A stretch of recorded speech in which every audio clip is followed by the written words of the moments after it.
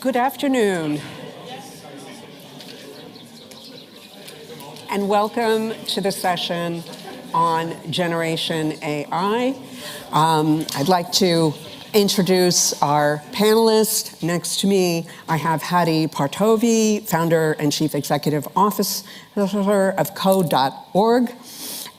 We have Angelika Harry, who is founder and a member of the executive board Youth for Technology Foundation, and also a Schwab Foundation social innovator. We have David Edwards, General Secretary of the Education International in Belgium, and Kim Majerus, Vice President, Global Education, U.S. State and Local Government, Amazon Web Services. Now, this week, the World Economic Forum came out with its new jobs report, and AI plays a big role in that report. It's also been a big part of the conversation here at the Growth Summit.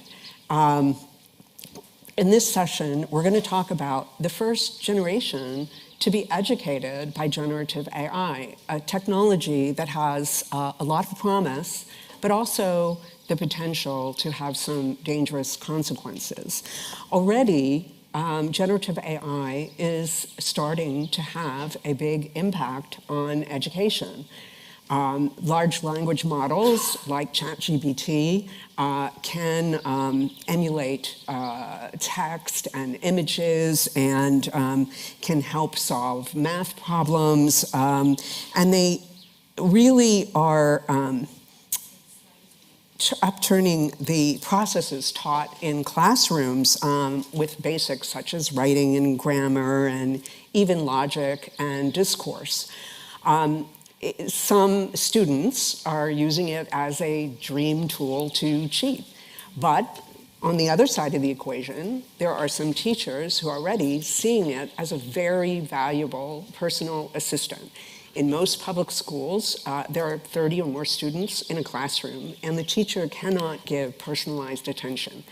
When they're correcting a test, if they notice a student is making the same mistakes, they can use a tool like ChatGPT to automatically generate quizzes to help that student learn what they have to learn.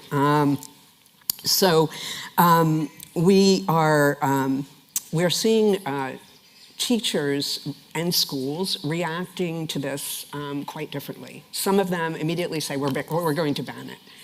Others have realized that the cat is out of the bag, and that's really not going to be possible. So how do we embrace this? I talked to a couple of educators last week. One of them, at university level, is requiring their students to use ChatGPT in their homework assignments. And what he tells them is, you need to hand in 3 versions of the assignment. One you do by yourself, one done by ChatGPT, and a third done by ChatGPT and then improved upon by you, and you need to label each one. Another professor I talked to at Tulane University Business School said that he's requiring his students to use ChatGPT to create business plans for businesses that they might want to create. And this sort of fits in with the jobs report and the idea that what students learn about using these tools while in school, they will need to carry on into the workplace to help businesses become competitive in the future. Investors like Sequoia predict that generative AI will create trillions of dollars in economic value.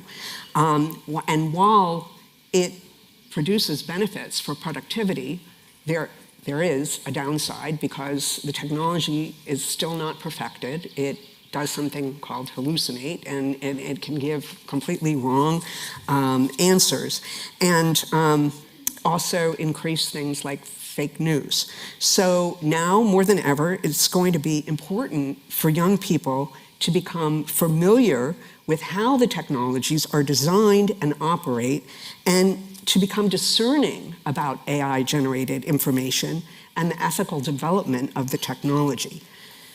So the role of the technology in classroom is also going to be critical in addressing inequality between economies, between income groups, and between genders.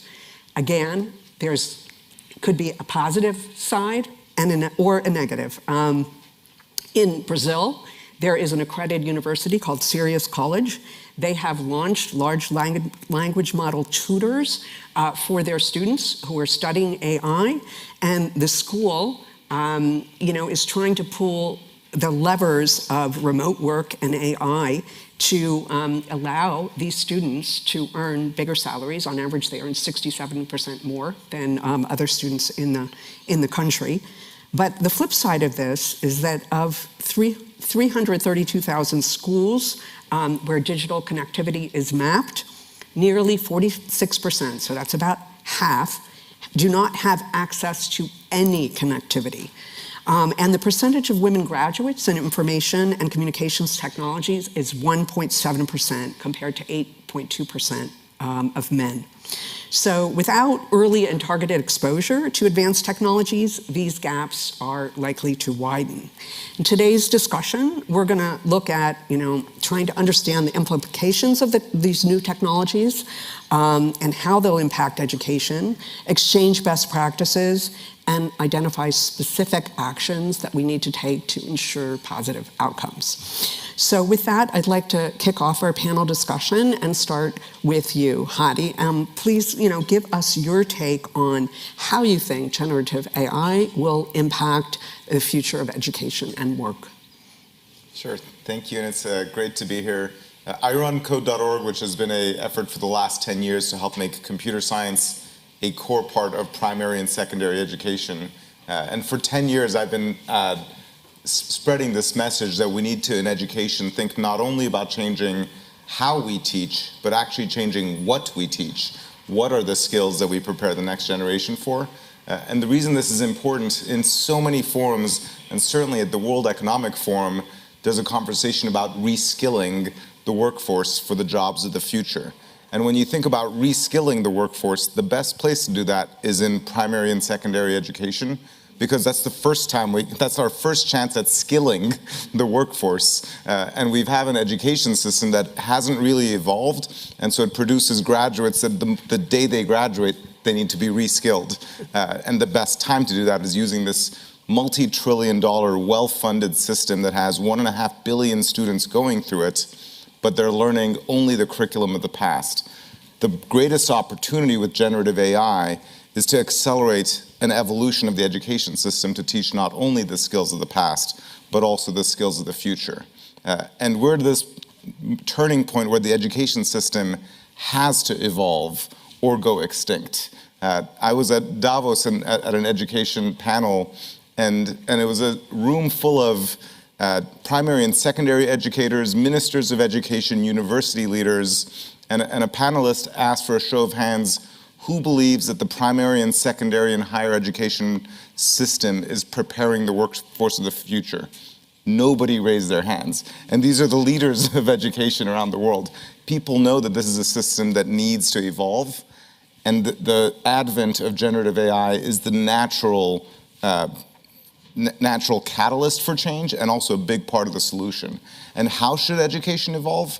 One part is we need to learn how to teach with AI instead of banning it or just saying how to just let it do whatever it does, figuring out how to change the way we do education so that things like you mentioned, teaching students not only how to write an essay, but then write the essay with AI and see how you can improve on it. We also need to teach about AI and about computer science and to make students not only users of technology, but creators of technology, so we don't have this world where a small minority of people are creating the technology that is changing our world, but that every student has greater fluency in how technology works.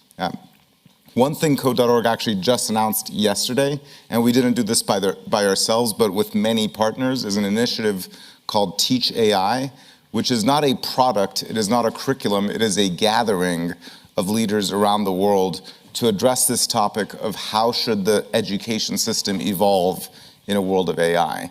Because so many students, parents, and teachers are wondering, am I allowed to use this for homework? Is that cheating? Should I ban it in my schools? The schools that are banning AI don't feel good about that. They know that's a short-term solution. They don't know what the long-term solution is. And figuring out what that long-term solution is not something that any individual school can do because our education system is so interconnected. So Teach AI is bringing together technology leaders such as Amazon, Microsoft, OpenAI, or Cisco, as well as education organizations such as Code.org, Khan Academy, the Education Testing Service, and the World Economic Forum, as well as then ministries of education, or in the United States, large school districts and state education authorities, to basically have this conversation of what should be the future of the classroom. And we just announced that yesterday. I'm very excited about this work. Thank you for sharing that with us. So I guess, you've got the right people around the table. The big question is, this technology is moving faster than anyone could have imagined. How fast can we go to completely revamp education? This is a big task. I was just asked this question yesterday because we don't imagine that our global education system can change on a dime, especially when it means adapting to new technology. But if you think back to 2020, just 3 years ago, when the pandemic hit and every school shut down, globally the education system turned on a dime, and every teacher learned very quickly how to use Zoom and Slido and Quizlet and Kahoot and all these other technologies that they needed to figure out how to teach digitally online without their kids near them anymore. That was an immediate, urgent change, and the advent of generative AI creates a different need for immediate change. Now, one was a pandemic, which was just badness. Here is a doorway of opportunity, but the urgency is similar, and our school system's ability to turn on a dime and to adapt to new technology is proven. Our teachers can do this. The question is, they're not quite sure where to go because right now they have curriculum standards that were written in the past, and they're teaching to a curriculum that is rapidly getting outdated. Our school system, by and large, teaches how to memorize, how to do repetitive work, how to practice over and over. It's a system that was invented, to use the technology of the printing press, not the technology of generative AI, and that needs to evolve. Thank you, Hadi. And so I think that's a great segue to get to you and Geneva. What do you think educators need to do to kind of close that gap and get up to speed on this technology? Sure, thank you. Thanks, everyone. And Hadi, it was great to listen to your perspectives as well as yours, Jennifer, around the conversations you've had with educators, because I don't think, we can sit on this panel in any regards without really being proximate to the issue, right? Really understanding what are the concrete realities that educators and students alike face, and then how can we together co-create solutions. So I have been in the education space close to 20 years. My focus has always been on the power that young people have in developing as well as developed nations to really create and envision the future that they want for themselves. And an integral part of that is the role that technology plays. The role that technology plays in schools, in education, the role that technology plays in their communities, the role that education plays in their lives in general. And we can't really look at education without, of course, looking at the people who are central to receiving this education, which are the young people growing up today. They're not just leaders of tomorrow, they are indeed leaders today as we speak. And so for a minute, let's reimagine education. Let's reimagine education as, instead of two separate dichotomies between education and careers, let's reimagine them as one. And I think that reimagination is very, very helpful because there's a lot of blame shifting and a lot of accusations right now. And the private sector is pointing to the education sector, higher education especially, for their lack of preparedness for young people flowing into the world of work. The education community is saying, hey, we are churning out these young people for the world of work, but unemployment levels are still at a high. Our young people still are not prepared because indeed we are preparing them for a future that ourselves, we don't even know what that future looks like. And so just stepping back for a minute, is our education system broken? Or is it obsolete? Or is it both? Let's take the US, for example. There are 3 different tangents that I look at when I look at the US educational system. The first is the pace. We are preparing young people from kindergarten through the 12th grade very, very quickly, right? It's one grade after the other. When they get into 9th grade, we're already thinking about college applications. So young people really don't have time to really think, reflect on what exactly they want to do. They're on a conveyor belt, so to speak, a conveyor belt of success, at least so we see that, or so it is called in the education segment. And so what happens is these young people at 18 end up freshmen in college, and they are ridden with anxiety, depression, because they've gone through 12 years of just rote memorization, like you said. They really haven't had the ability to really take this knowledge and really develop this knowledge into who they want to be and the careers that they want to pursue. The second thing with the US educational system, in addition to the pace, is the goal. What is the goal that we are preparing these young people for? Are we preparing them for professions that we in our minds have come up as the best professions, whether that's medicine or accounting or law? Or are we preparing them for work that they really genuinely want to do, that work that allows them to unleash their creativity and their best selves? I think we need to be asking ourselves these questions, because we are creating really a generation of excellent sheep. Young people just kind of going down the road with no idea about really what they want to do or why, and no idea about really what ignites their passion. And then finally, it's really, in addition to the pace, the goal, it's really the mode, right? What sort of modes in learning are we facilitating for our young people? COVID has shown us, of course, that, the teacher is really a facilitator in many instances, and learning can be promoted through the teacher being a facilitator. The teacher does not necessarily need to be the sage on the stage for this young person to acquire the knowledge. And so COVID definitely demonstrated that for us. Now let's talk about generative AI, right? We know we've been at the World Economic events for the last two days. We know about the financial impact, of course, in terms of GDP growth. I think Goldman Sachs had a report recently. It's about 7 billion in terms of GDP growth. That is insurmountable. So there's an economic benefit to this new technology.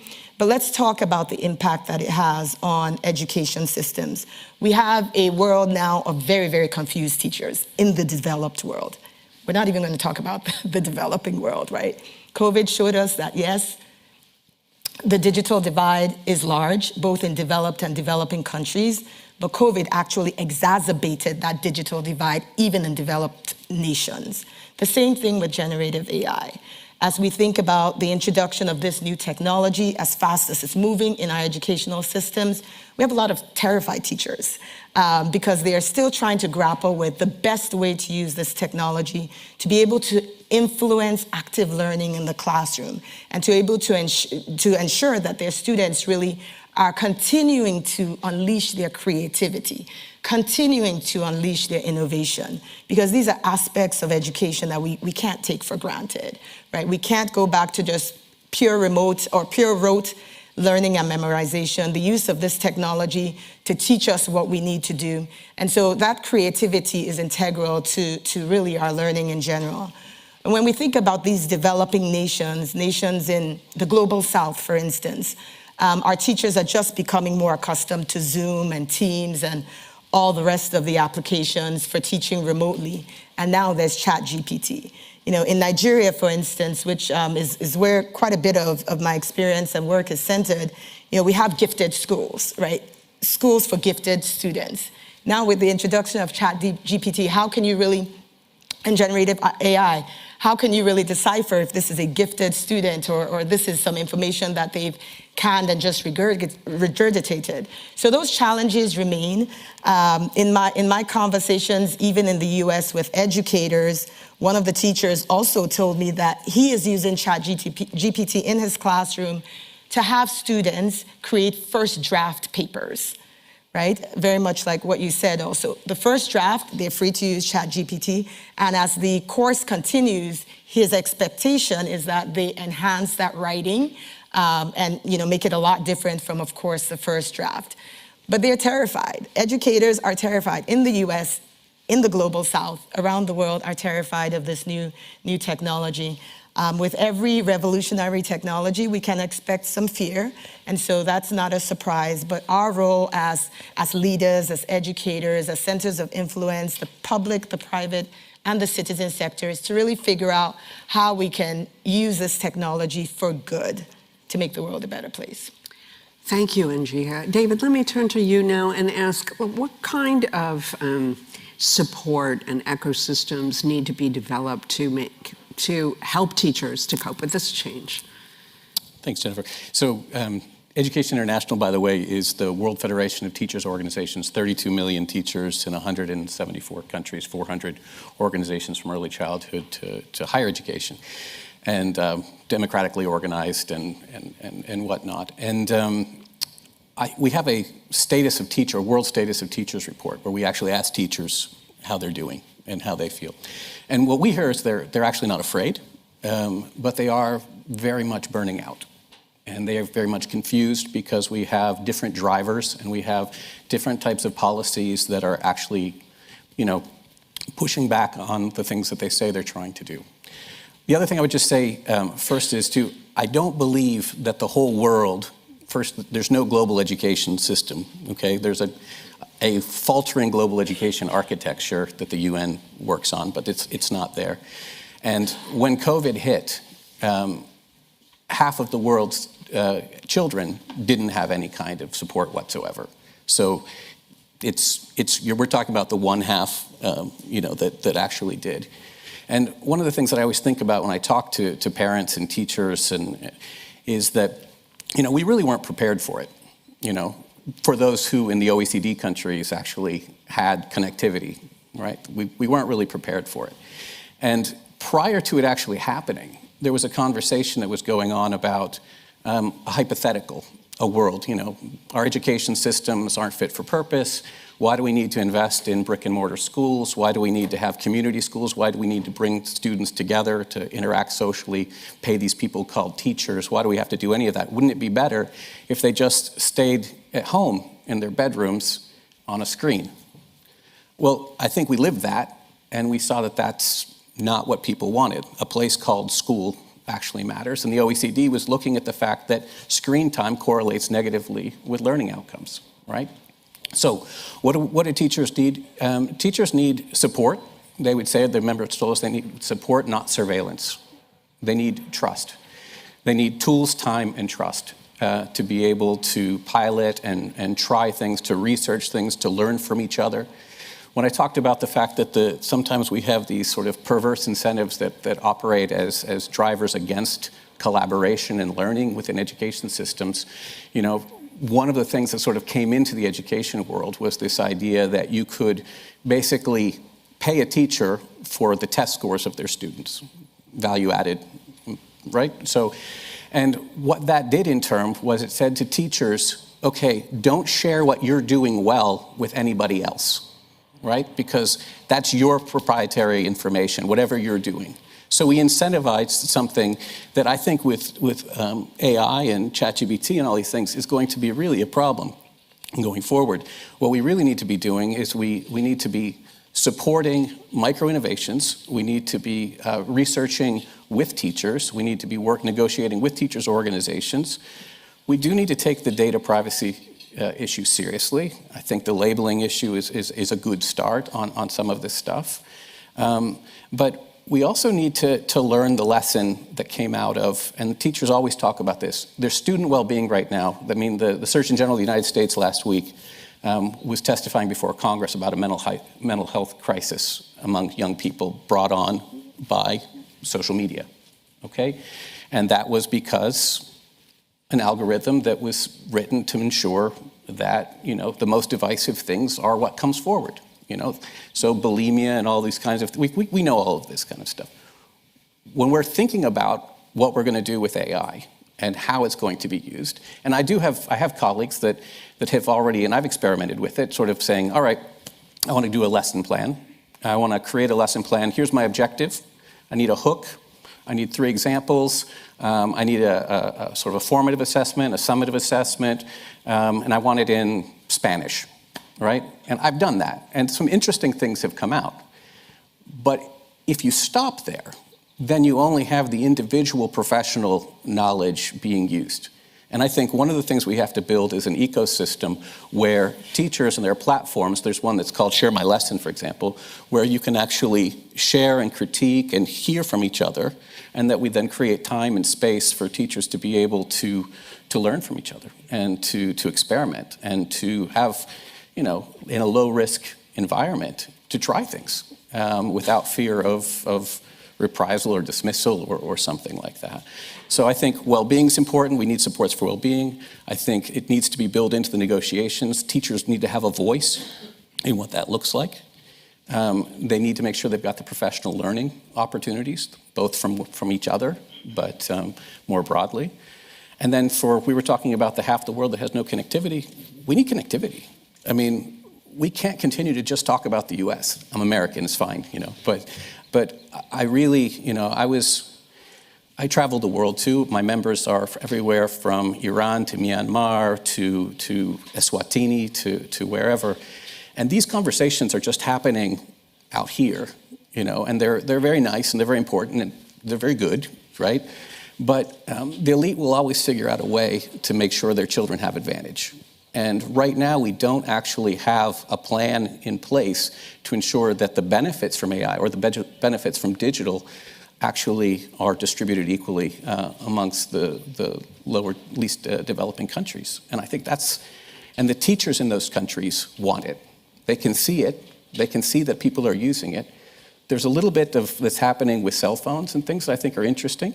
But for the most part, we need greater connectivity and we need greater voice in the conversations. Thank you, David. And so now let me turn to Kim. How do you see generative AI impacting education, and what's the role of technology companies in ensuring positive outcomes? First and foremost, the panel has hit on all the talking points that are most important.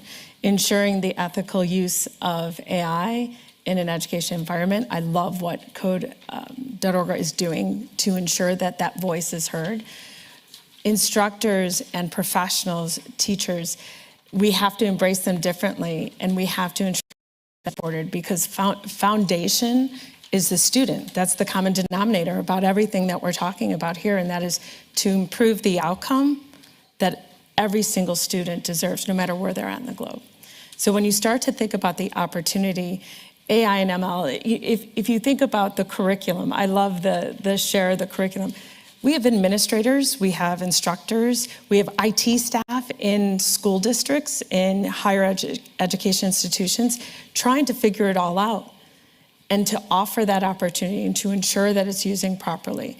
But there is innovation that has got to happen in this space. And when we think about personalized learning, think about all the aspects of a K through 12 student and the profile that they've already put in the world of their interest. I love the statement that we need a population of people doing what they love, because they could drive and ensure greater success. So if we just focus on the outcome, think about a student that gets to middle school, even into maybe first 2 years of college. They're not showing up to class.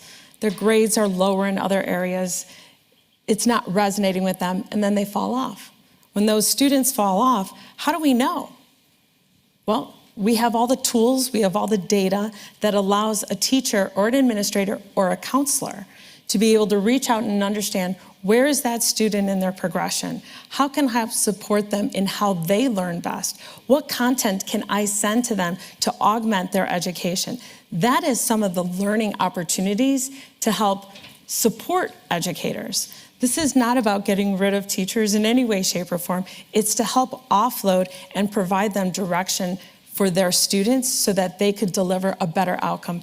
That's why they're there. They're there to ensure that these students are moving forward. There are some amazing examples of how even ISVs, independent software vendors, are creating solutions to help support the global environment.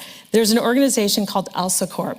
They use speech technology and artificial intelligence for non-native English English learners to improve speech and pronunciation via short app-based lessons. ELSA streams, and these numbers are staggering, ELSA streams learning content and processes 4 million user recordings daily, so that through their ELSA Speak Act, over 100 countries to help improve and tutor those students. Think about the opportunity of how that could support a teacher who has non-native English-speaking students, help them accelerate and improve their capability to understand and learn, engage them differently. Leaf Education, another great education technology company, offers adaptive learning to more than 750,000 K-12 students in the UAE. They're expanding over South Asia and North Africa. Leaf is helping schools address industry challenges, including the shortage of teachers, an increasing number of students that need those digital skills. When you think about the opportunity of what these organizations are providing to augment and support, it is again focused on improving the student outcome. That's the important part we have to embrace and understand how technology can enable, not take away from what is so important, and that is the interaction. You're absolutely right. Sitting in a bedroom on a screen is not necessarily great for mental health for a student. When we think about during COVID in the US, and I'll use a US example, I was personally engaged on this one. LA Unified School District literally overnight had to educate almost 800,000 students without the infrastructure to support it. They were able to turn on a dime because they were able to use a scalable platform to address and actually engage those students. But they didn't think about it just from the education perspective. They also thought about it from the mental health environment.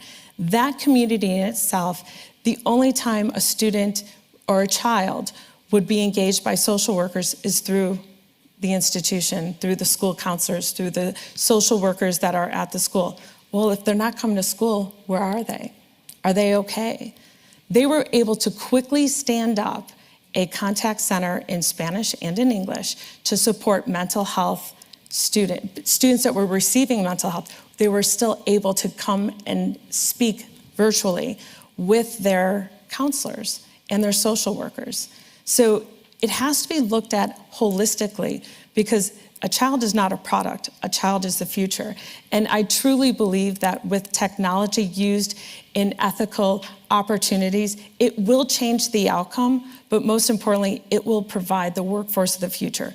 World Economic Forum put out a study a couple years back that they said 50% or around that will have to be upskilled or reskilled by 2025. I've been using that as one of my lines for the last couple years. We're in 2023. We're still not there, but that's what the importance of the community colleges, the universities, to do many things. One, to start technology earlier in a child's educational journey, but two, help them identify the skills that they need to close the gap between what an employer needs versus what their education or their background had been. How do they bridge that gap through online courses, community-based education institutions that are helping close that gap? That's the exciting work. And at Amazon, whether it's the ML University, Machine Learning University, that we offer to folks that are upskilling or reskilling themselves, to our Educate and Academy programs, where we partner with institutions, community college and four-year institutions, to help them integrate technology into the curriculum that they're teaching today. But I think the biggest challenge is we need to go faster, because we will continue to be behind. And that's the importance and speed that we have to get those educators to think about. So, the panelists have made clear what could be the upside of generative AI's application to education. Obviously, a lot of things need to be put in place, but if used well, it could, help give students some more personalized accompaniment and eventually help them to do better. But yet, let me just ask a question of the people in the room, of people who have children. How many here are a bit worried about how generative AI might impact your kids? Okay. So what kind of safeguards do we need to put in place? Because it's hard enough for adults to sometimes distinguish between what's real or what's true and what's not, and it's going to get a lot harder the further we go with generative AI. How can children know what's real, what's true, what's right, what's not? What kind of protections do we need to put in place? Who wants to? I'll take a first crack at that. That's a great question, and I would say actually one of the most important roles education should play should be teaching kids not how to memorize and read books and sort of spend 12 years learning all the facts, but learning how to become an adaptive learner, learning how to become a lifelong learner, learning how to learn with AI and the internet and distinguishing misinformation from real information. Because our system was designed for the printing press. You know, in the 1800s, you'd get all the books and spend 12 years reading all the books, and then you could do your work because you memorized all this stuff. Whereas now we live in a world where when you need information, there's a small amount of information that all of us share, but most of the information you need, it's at your fingertips, whether you use Google, whether you use ChatGPT, but our education methodology, how we teach and even what we teach, is stuck in the system of the past. The future of education should be teaching you how to use AI and the internet to learn what you need to learn and to differentiate the misinformation from the real information. And that's something that most adults aren't even good at, but it is something that if the school system said that's our new job, it could learn how to do that job. So instead of just teaching, let's memorize all the dates in all the history books, let's figure out how to use the internet and then figure out how to differentiate which sources are real, which ones aren't. There's also a role for technology companies also to add a better layer of authenticity and authentication behind information as well. All great points, and no accident that the Future of Jobs report from the Forum also stresses that adaptive learning is going to be one of the most sought after skills, job skills going forward. Angie, would you like to? Absolutely. This is personal for me as well as it is for many in the audience. I have 3 daughters, ages 18, and then my twin daughters are 14. And I mean, they ask a ton of questions about ChatGPT, my 14-year-olds especially. But I think as a parent, it is imperative for us to not rely wholly on the education system to provide that foundation and that education. I think our ability as parents to be able to spark that ingenuity and creativity and innovation in our children and our communities at large, I think that's very, very critical so that young people growing up today, our children included, understand that we still value that creativity. We still want them to think. And although, the answers may be out there, some of them in, hallucinatory formats, but we still want them to think, and that's valued. And bringing that to the table is better than, really anything else. I think one other aspect is on the side of, the young people growing up today as well, if education institutions can start to look at these young people as really change makers and not so much students, right? They're going out there into the world and they're changing their community. To be able to do that effectively, you can't just read off the answers, right? You have to be creative. You have to innovate around whatever the issue and solutions you're trying to solve. So I think if we kind of change our mindset that we are grooming young people to be change makers, to change the world that they live in at large, not just students on this conveyor belt of progress, I think that would be very beneficial as well. Okay, David and Ken. Yeah, I think the point's been made about education is relational, it's not transactional, right? It's not just content delivery service. We don't want to take the analog and digitalize it. That's not what we want to do. We want to actually be thinking different ways about new pedagogical approaches. But teachers are also researchers, and students are also consumers of the media. And I think anyone who's reading these days anything about a 6-month pause or, Hinton stepping down, or the red team for GPT chat feeling like it doesn't have enough people to actually run the tests to be able to put those sort of dangerous prompts out there, like how would I, if I wanted to build or set a bomb scare at my school, could you help? Those kinds of lovely types of things. But there's there's I think a reason that we want to make sure that we have some sort of ethical guidelines and principles in place, because if we say, well, bad actors are going to do bad and we'll wait until they do something really bad and then we'll act, I don't know if history has been the best guide on that one. I mean, I think there could be some pretty catastrophic results if we don't kind of think about and put the resources into, thinking about sort of what's the GIGO, right? The garbage in, garbage out. That was the conversation earlier today. So what's feeding it? Where's it coming from? And I think the other thing that's for a lot of educators I talk to is they're worried that the engineering is ahead of the science in some ways. So we can do things, yet we don't understand exactly how it works.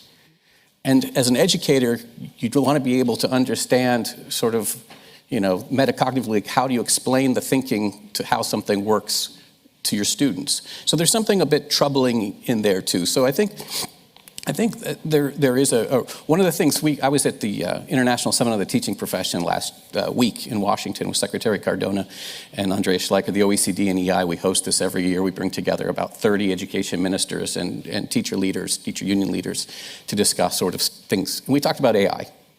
And basically all the ministers in the room were saying, we don't know what to do.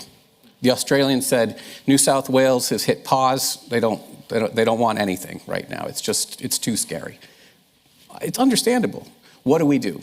And so the conversation was, we have an informed dialogue, and we bring as much research and evidence together, and we start putting together a framework around what those ethical principles, guidelines might be. And so EI and OECD together, we're starting a global consultation on those ethical principles. We're going to be working with UNESCO and others on that, and offering that to not just member states, but to teachers organizations who can, when they're bargaining at the school district level or at the state level or at the regional level, can put these kinds of things on the table. Equity, professional learning, transparency, right? All these kinds of things that we really want to make sure we get right in this part, in this phase, particularly as it gets then expanded beyond the OECD countries to the Global Partnership for Education countries and others. So, I mean, I think it's understandable that there is some reticence. It's understandable because we have this do no harm kind of mentality in education too, and we want to make sure that we are not, just foisting upon young people or basically turning them into the product. And the other thing that I hear a lot. Thank you for sharing with us about that initiative and your perspective. So Kim, what do you think? From a technology company perspective, what do you think we need to do in terms of safeguard? Yeah, I think it gets, I'm a mom of two as well, young girls. So, I think the important thing is we have to educate and inform.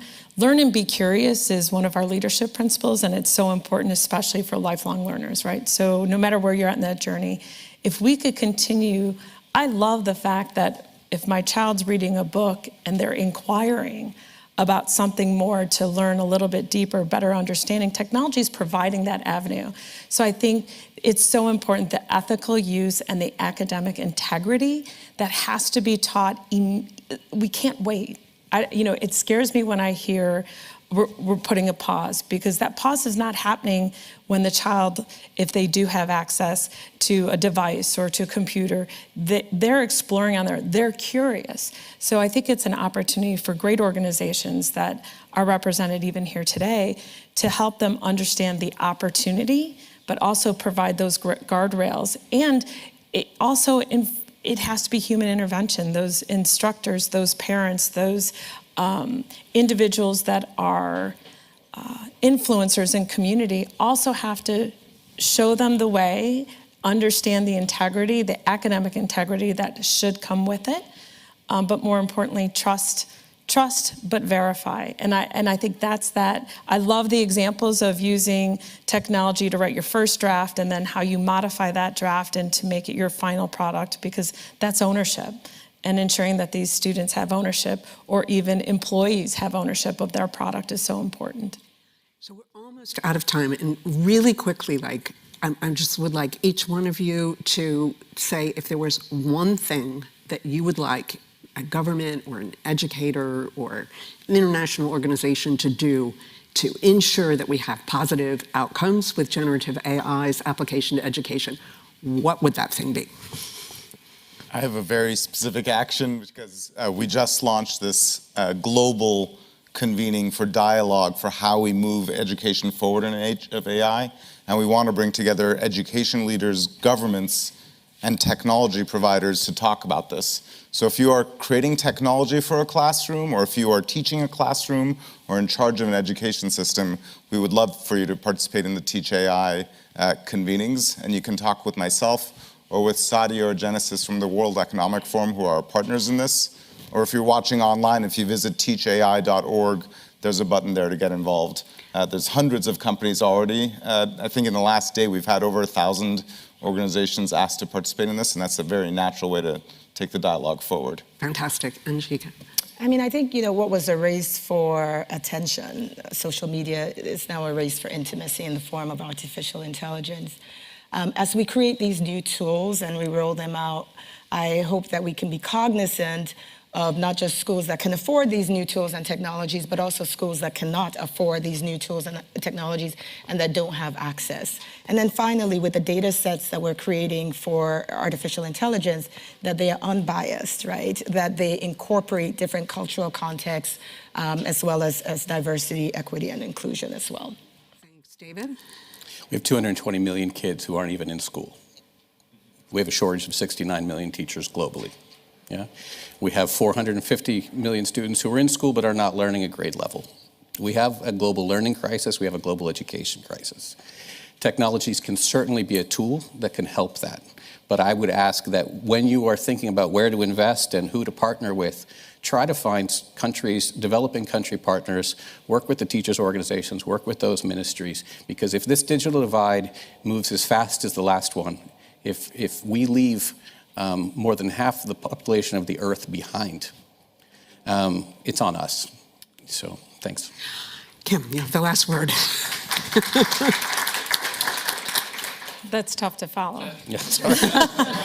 I think that the numbers are staggering, and in order to address that issue, you're right, we cannot leave anyone behind. Urgency is the most important. Teachers who want to teach, they want to make an impact, even if it's to one. We need to enable them, and we need to help them scale quicker and faster. So I think the only thing I could add to that is urgency. It has to be done with urgency and support. Thank you, and please let's give a nice round of applause for our panelists.